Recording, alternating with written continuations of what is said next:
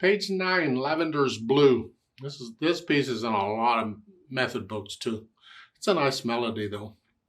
On page 8, they're talking about the interval of a sixth. Interval's an interval. So let's just review, because it's kind of important that you can understand it, because we're going to be talking about other things, and you need to understand this to have any hope of understanding that.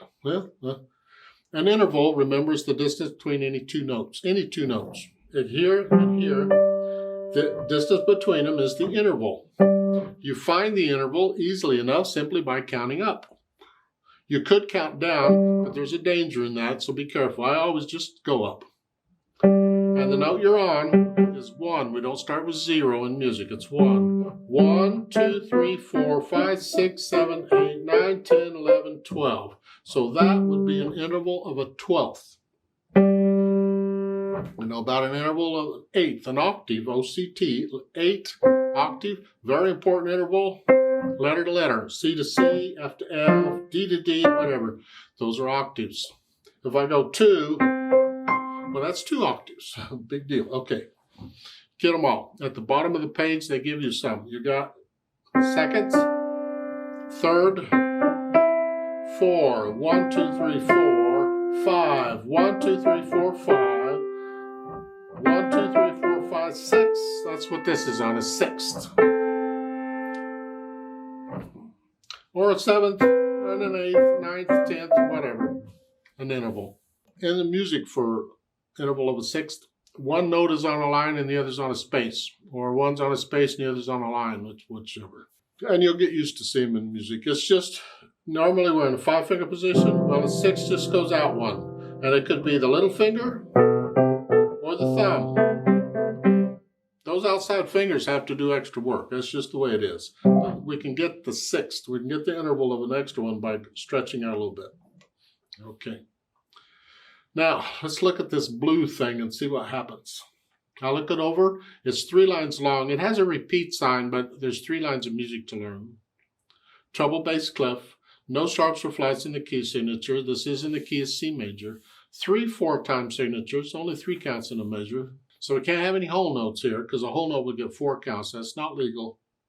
Right hand first. Let's see what we get. We're here. 1 and 2 and 3 together. 1 and 2. Now here, just reach up a little bit. I'm not really moving the hand around, just reaching out. I'm stretching out a little bit. 2, 3, and then the second line I come back down. That's pretty much it. Left hand, well, we got C and an E, so that puts you here. So we have a third. 1, 2, 3, 1, 2, and then an F.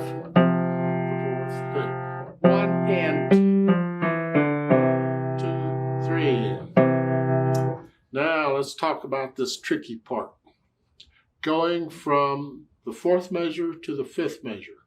The 8th notes to the dotted half note. I want to connect them. That's tricky because these are awkward fingers. This and these, that's awkward fingers, and they don't want to work real well. Well, you just need to use them. The more you use them, the less awkward they get.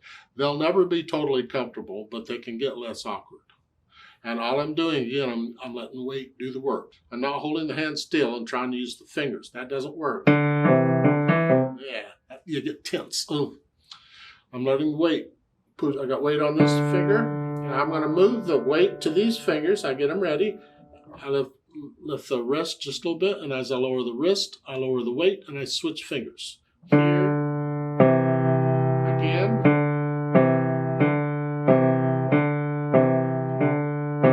Should do it in both hands. You got to develop both hands equally. That's all that is. I'm going from here to here.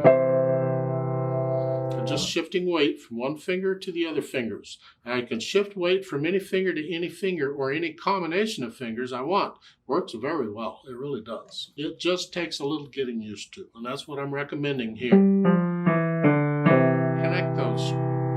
Now, if you got one of these notes that keep going down before the other, they won't go down at the same time. See, that note goes down first. Yeah. Well, concentrate on the other note. Concentrate on that one. And that usually fixes it when you concentrate. Whichever note is late, concentrate on that note. And the other one will usually behave. You don't have to do the eighth notes as fast as I do. We're after this motion. Now, once I put the hands together, then I go back over slowly and get rid of the hesitations. Once the hesitations are gone, I think about the articulation. This is connected. They're showing some slurs, but just connected.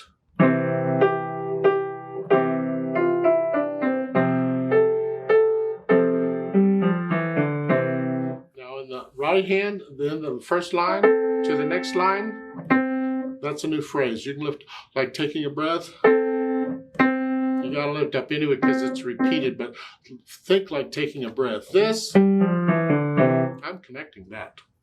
I lift up here, but not there.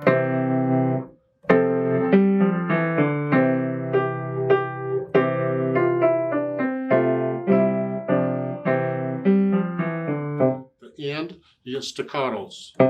Flex at the wrist, short staccato.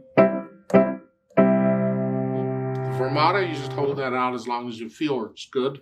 If I do it with a metronome, I'll double it and hold it 6 counts instead of 3. That's how I do it. You do it however you want, or however your teacher says. Then once I do the articulation, I think about the dynamics. The melody. Sort of heavy, mezzo forte. This is light.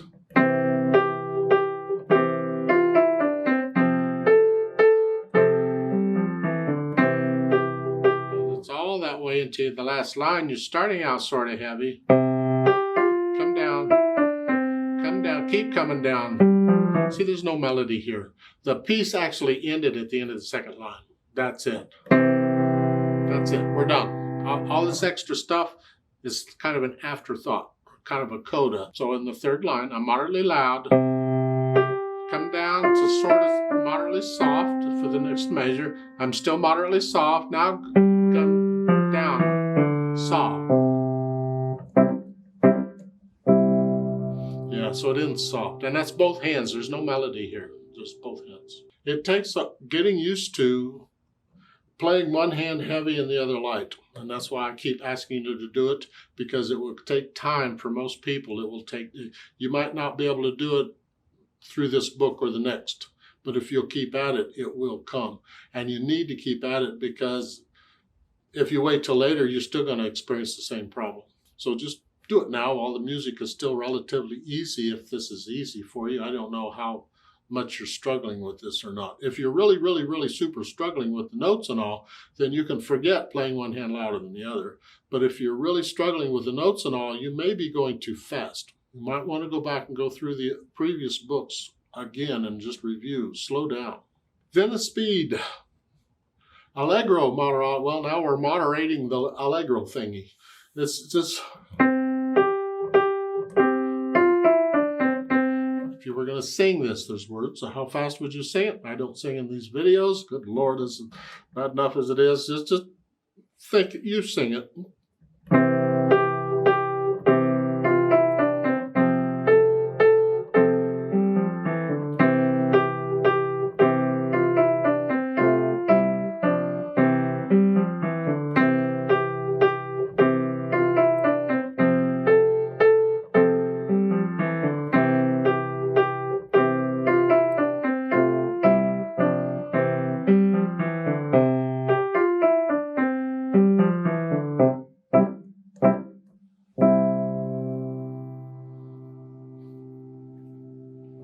You retardando at the end, you just slow down. Just 1, 2, 3, 1, 2, whatever is fine.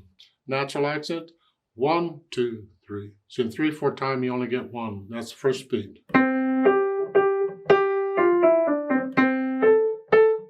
1, 2, 3 on the feel the natural accent. Now they have this practice thing at the top of the page. I don't agree with it, so I'm skipping it. A teacher wants you to do it, that's fine, but I don't recommend it. However, it gets you the idea of moving the thumb, because you want to get to where you can do this eventually without looking, either finger, without looking, but we can do that later. And if I actually get that pattern in a music, I'm not going to finger it that way. So that's why I'm skipping it. Let's play this together slowly and check the notes and the rhythms. Not doing any louds and softs, we're just playing the notes. I will do the repeat, and I'll give us 3 counts, because there's 3 counts in a measure. 1, ready, go.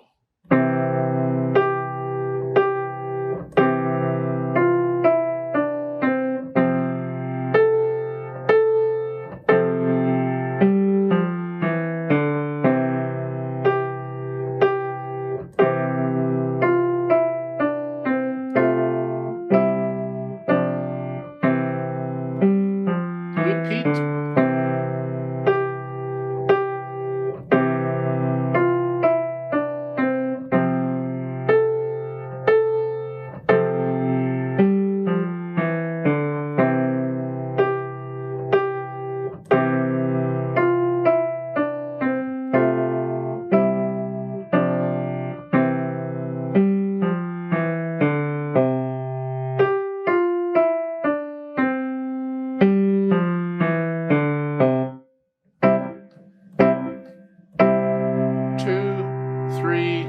Hold, 2, 3,